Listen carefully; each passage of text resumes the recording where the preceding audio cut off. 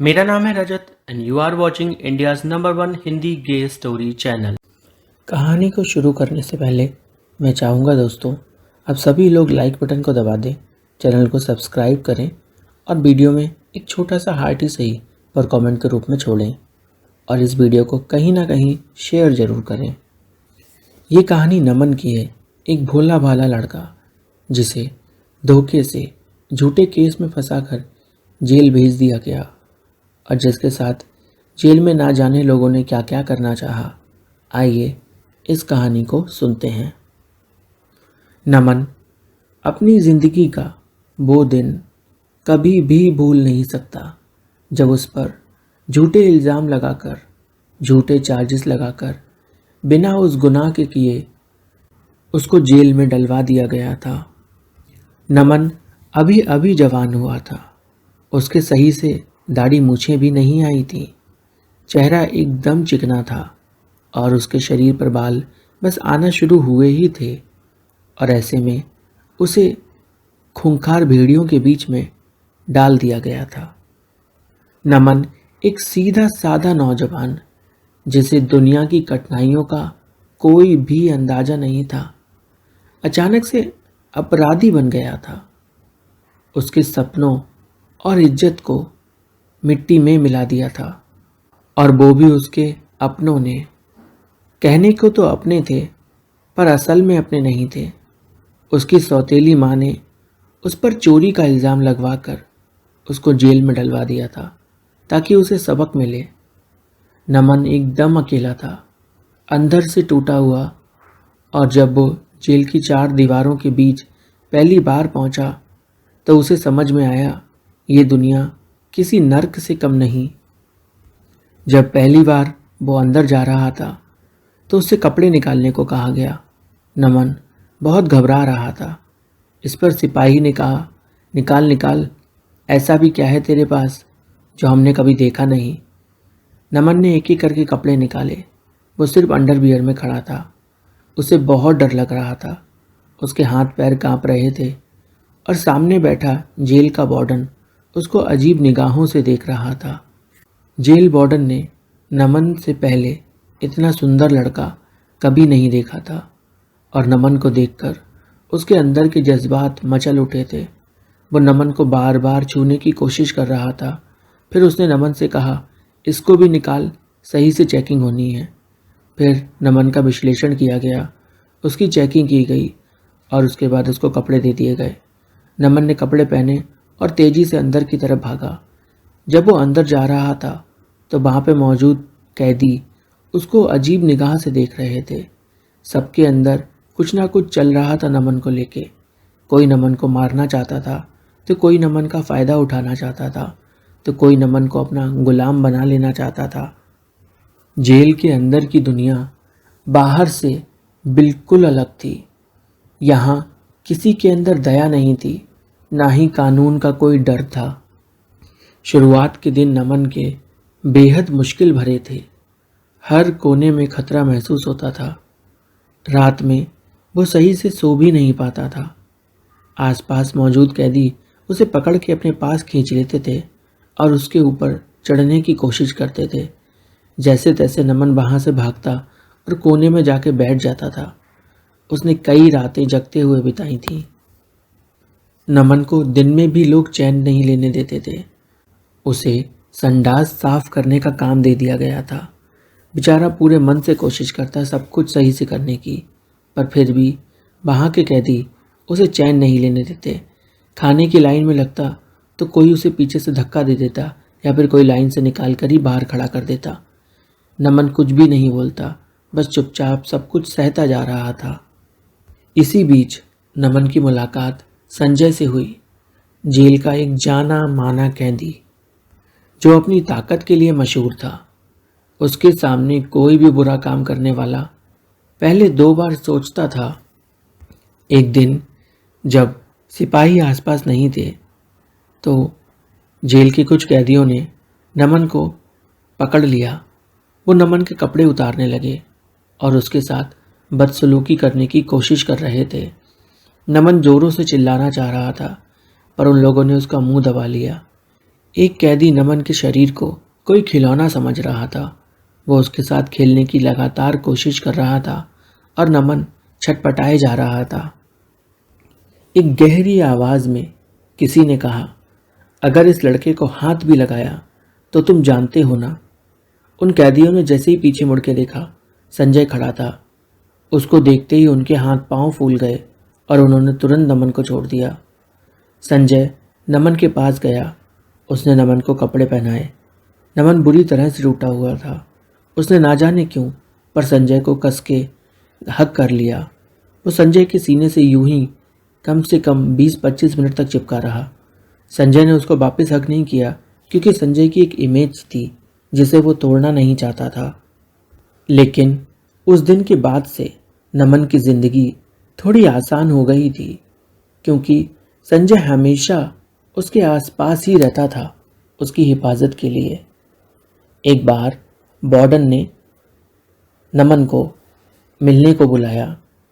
नमन warden से मिलने पहुंचा तो वार्डन ने कमरे का गेट बंद कर लिया और वो नमन को अपनी बाहों में जकड़कर उसे यहाँ वहाँ चूमने लगा। उसके हाथ नमन के शरीर पर तेजी से चल रहे थे। नमन बुरी तरह से छटपटा रहा था। उसने जैसे तैसे खुद को छुड़ाया, कमरे का दरवाज़ा खोला और वहाँ से तेजी से भागा। जब ये बात संजय को पता चली तो संजय ने वार्डन की पिटाई कर दी। ये जानकर जेल के सारे कैदी डर गए, पर कुछ कैदी संजय का मजाक उड़ाने लगे। बोले, तुझे भी तो इंटरेस्ट है उस लड़के में, तभी तो तू इतना कर रहा है, वरना क्यों करता उसके लिए, चाहिए तो तुझे भी है, अब ज़्यादा बन मत। लेकिन संजय ने जब घुर्रा के देखा उसको तो वो चुप हो गया। संजय जो जिंदगी की कई मुश्किलों से गुजरा था, जिसने शायद कभी किसी से प्यार किया था, वो ऊपर से तो पत्थर था पर अंदर उसके एक नर्म और संवेदनशील दिल था।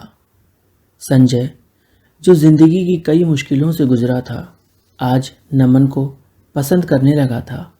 उसने नमन की आंखों में वो मासूमियत देखी थी जो उसने खुद अपनी ज़िंदगी में कहीं खो दी थी, और वो नहीं चाहता था कि नमन की ये मासूमियत खत्म हो जाए। समय बीत रहा था। दोनों के बीच एक अनकही कहानी पनप रही थी। एक दिन जब वे दोनों जेल की छत पर बैठे थे, संजय ने कहा, कभी सोचा नहीं था कि यहाँ किसी से इतनी गहरी दोस्ती हो जाएगी। नमन ने हंसते हुए जवाब दिया, मैंने भी कभी सोचा नहीं था कि मैं इस जेल में जिंदा भी रह पाऊंगा। उनकी दोस्ती मोहब्बत का रूप ले रही थी। वो दोनों एक दूसरे के करीब खिसक रहे थे और यूं ही सूरज की रोशनी उनके बदन पर पड़ रही थी। नमन ने संजय की आंखों में देखा, उसकी गोद में आकर बैठ गया। अपने होठों से उसके होठों को हल्के हल्के छूना शुरू किया। दोनों एक दूसरे में खो रहे थे। दोनों ने एक दूसरे को बेतहाशा चूमा, एक दूसरे के होठों का रस पिया। संजय नमन की गर्दन को लगातार चूम रहा था और नमन के शरीर में तो जैसे मदहोशी सी छा रही थी कि तभी जेल के एक कैदी ने उन दोनों को साथ देख लिया और उसने सब में जाकर गा दिया। अब तो लोग संजय का मजाक उड़ाने लगे थे, कहने लगे थे कि ये छक्का है, जबकि वही लोग नमन का फ़ायदा उठाना चाहते थे। क्योंकि वो फ़ायदा उठाना चाहते थे तो वो मर्द हो गए और इसने प्यार किया तो ये छक्का हो गया। वारा समाज। जब ये बात वार्डन तक पहुंची तो उसने नमन को और संजय को अलग करने का फैसला किया। उसने कुछ दिनों के लिए नमन को काल कोठरी में डाल दिया, जबकि नमन की कोई गलती नहीं थी। अंधेरे भरे कमरे में नमन ने एक हफ्ता बिताया। वो अंदर से फिर से टूट गया था। दिन भर वो संजय संजय पुकारता रहता था, पर संजय भी उससे मिलने नहीं आ पाया। काल कोठरी से बाहर निकल जब नमन संजय को ढूंढने पहुंचा तो पता चला संजय रिहा हो चुका है। उसकी सज़ा खत्म हो गई है। नमन अंदर से बहुत परेशान था क्योंकि अब जेल में उसे कोई बचाने वाला नहीं था। वह अपनी बेगुनाही साबित करना चाहता था, लेकिन बार बार नाकामयाब हो चुका था।